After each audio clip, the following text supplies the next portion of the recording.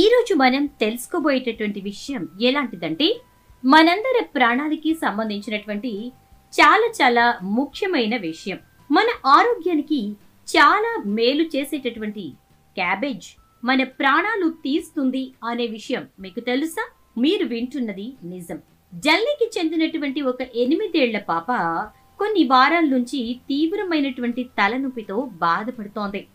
8 ఏళ్ల వయస్సులో అంత తీవ్రమైన తలనొప్పి అంటే పిల్లలకు సాధారణంగా వచ్చే తలనొప్పే అనుకుని తల్లిదండ్రులు ఆటలు ఎక్కువగా ఆడడం లేదా ఎక్కువగా చదవడం, స్ట్రెయిన్ ఫీల్ అవ్వడం వలన వచ్చిందేమో అనుకుని లైట్ తీసుకున్నారు.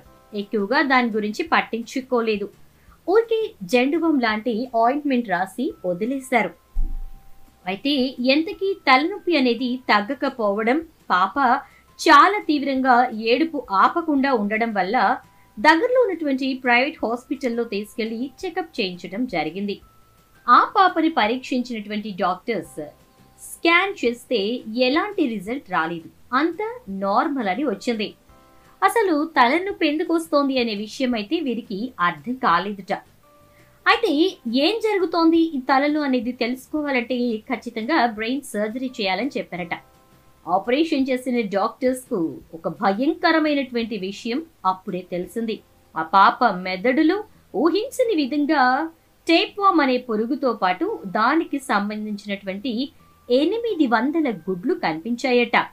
డాక్టర్స్ వాటన్నిటినీ కూడా బయటకు తీసి ఆ పాపకు ఆపరేషన్ సక్సెస్ఫుల్ గా కంప్లీట్ చేయడం జరిగింది. ఇప్పుడు ఆ పాప చాలా క్షేమంగా ఆరోగ్యంగా ఉంది. కానీ డాక్టర్స్ చెప్పింది వింటే మీరు ఖచ్చితంగా ఆశ్చర్యపోతారు. వాళ్ళు ఏం చెప్పారంటే ఇంకా కొన్ని రోజులు కనుక ఆగినట్లయితే ఈ గుడ్లన్నీ కూడా పిల్లలుగా మారిపోయేవట. అప్పుడు పాప ప్రాణాలు కాపాడడం కూడా కష్టమైపోయేదని, పాప ప్రాణాలు కూడా వదలాల్సినటువంటి పరిస్థితి వచ్చేదని చెప్పారట.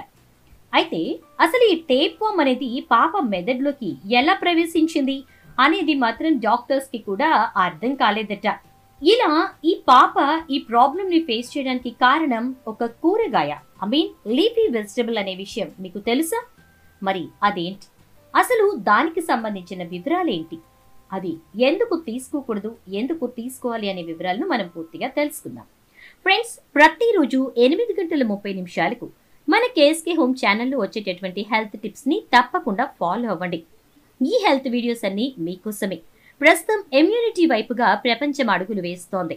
ఈ ఇమ్యూనిటీ వైపుగా అడుగులు వేస్తున్న ప్రపంచానికి అవసరమైనటువంటి హెల్త్ వీడియోస్ ని మేము ప్రతిరోజు నైట్ 8:30కి అందిస్తున్నాం. సో మీరు కూడా ఒక్క వీడియో కూడా మిస్ కాకుండా చూడాలి అనుకుంటే తప్పకుండా ఛానల్ ను సబ్స్క్రైబ్ చేసుకోండి. పక్కనే ఉన్న బెల్ ఐకాన్ లో ఆల్ ట్యాప్ చేయడం ద్వారా ఫస్ట్ నోటిఫికేషన్ మీకే వస్తుంది. వీడియో నచ్చితే తప్పకుండా లైక్ చేయండి. ఇక వీడియోలోకి వస్తే, ఢిల్లీకి సంబంధించినటువంటి డాక్టర్ ప్రవీణ్ ఆ పాప తల్లిదండ్రులతో మాట్లాడాక తెలిసింది ఏంటంటే, పాప తల్లిదండ్రులు నివసించేటటువంటి ప్రాంతానికి దగ్గరలోని క్యాబేజ్ పంట బాగా పడుతుందట. చౌకగా దొరకటం వల్ల క్యాబేజ్ కొన్ని వారాలుగా రెగ్యులర్ గా తీసుకోవడం వలన ఈ పాపకి ఇలాంటి ప్రాబ్లం వచ్చిందేమో అని తల్లిదండ్రులు అన్నారట. ఇక డాక్టర్స్ క్యాబేజీని తీసుకొచ్చి పరీక్షించి చూస్తే అందులో భయంకరమైనటువంటి ఈ టేప్ వామ్ పురుగులనేవి కనిపించాయి. కొన్ని రోజుల క్రితం పాప తిన్నటువంటి క్యాబేజ్ ద్వారా ఈ టేప్ వామ్ పురుగు అనేది పాప మెదడులోకి చేరి ఉంటుంది అని చెప్పి వైద్యులు నిర్ధారించారట. అసలు టేప్ వామ్ అంటే ఏంటి, క్యాబేజ్ కి టేప్ వామ్ కి ఉన్నటువంటి సంబంధం ఏంటి, ఈ టేప్ వామ్ మన మెదడులోనికి వెళ్ళడానికి అసలు కారణం ఏంటి అనే వివరాలను మనం పూర్తిగా తెలుసుకుందాం. ఫ్రెండ్స్, క్యాబేజ్ ఆర్ క్యాలీఫ్లవర్ ఇది రెండు కూడా ఒకే రకానికి చెందినటువంటి జాతి మొక్కలు. అయితే క్యాబేజ్ ఆకుల పైన టేప్ వామ్ అనేటటువంటి ఒక పురుగు ఉంటుంది. ఇది మన కంటికి కనిపించదు, చాలా చిన్నగా ఉంటుంది, కానీ చాలా ప్రమాదకరమైంది. చాలా మందికి దీని గురించి తెలియకపోవచ్చు.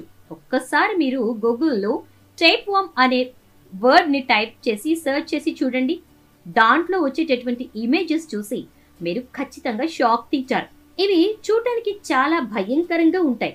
మన శరీరంలో వెళ్లి మన ప్రాణాలను అంతే ప్రమాదకరంగా కూడా తీసేస్తాయి. ఈ పురుగు ఈ భూమి మీదకి ఎలా వస్తుంది అనే డౌట్ మీకు వచ్చిందా? ఈ పురుగు అనేది పశువుల యొక్క వ్యర్థాల నుంచి అంటే మలం నుంచి భూమి మీదకి వస్తుంది. ముఖ్యంగా ఇది క్యాబేజ్ ఆకులు తింటూ పెరుగుతుంది. అలాగే ఈ పురుగులు ప్రధానంగా 3 టైప్స్ ఉంటాయి. దీంట్లో మొదటిది టీనియా సాగినాటా, సెకండ్ వన్ టీనియా సోరియం, ఇక థర్డ్ వన్ టీనియా అసియాటికా. అయితే ఈ టేప్ వామ్ మన శరీరంలోనికి ఎలా ప్రవేశిస్తుంది అనే డౌట్ వచ్చుతోందా? ఈ సమస్య రావడానికి ముఖ్యమైనటువంటి కారణం సరిగ్గా బండని, సరిగ్గా శుభ్రం చేయని కాయగూరలు తీసుకోవడం. ఎప్పుడైనా మీరు క్యాబేజ్ ని మీరు తీసుకోవాలి అనుకున్నప్పుడు సరిగ్గా శుభ్రం చేయకుండా, లేదు పూర్తిగా బాయిల్ చేయకుండా స్నాక్స్ ఆర్ సలాడ్ రూపంలో క్యాబేజ్ ని తీసుకుంటే కనుక మీకు టేప్ వామ్ మీ శరీరంలోకి ప్రవేశిస్తుంది. ఈ పురుగు ముందుగా మీరు తిన్న వెంటనే మీ నోటి ద్వారా పొట్టలోనికి వెళ్తుంది. అక్కడ పేగుల్లోకి వెళ్లి టైం చూసుకుని మెల్లగా మన రక్తంలోనికి చేరడం జరుగుతుంది. ఇక రక్తంలోకి చేరాక ఆ పురుగు అస్సలు సైలెంట్ గా ఉండదు. ఇది ఈదుకుంటూ వెళ్లి మన మెదడు, బ్రెయిన్ లోకి లేదా ఇతర ముఖ్యమైనటువంటి అవయవాల్లో చేరుకుంటుంది. ఈ టేప్ వామ్ ఒక్కసారి మన శరీరంలోని ఏదైనా అవయవంలోకి ప్రవేశిస్తే ఇక అంతే, మన ప్రాణాలకి ప్రమాదం ఉంటుంది.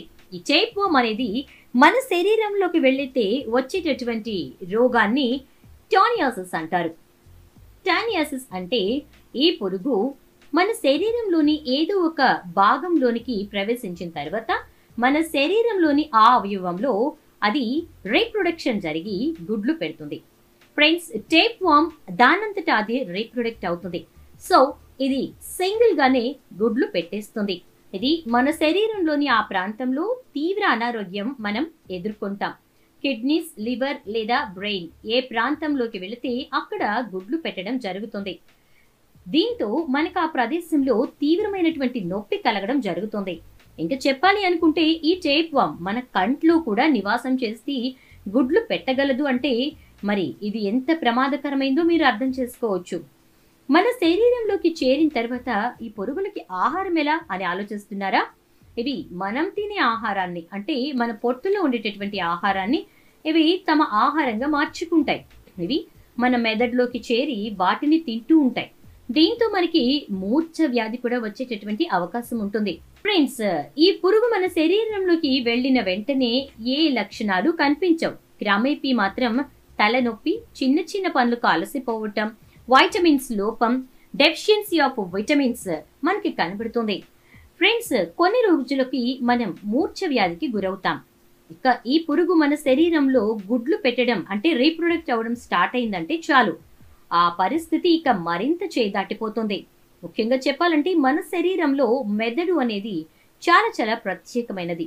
బాడీ ఫంక్షన్స్ అన్నిటిని కూడా కంట్రోల్ చేసేటటువంటి మన బ్రెయిన్ ని మనం జాగ్రత్తగా చూసుకోవాలి. సో ఈ టేప్ వామ్ అనేది దాని effect first of all brain పైనే చూపిస్తుంది.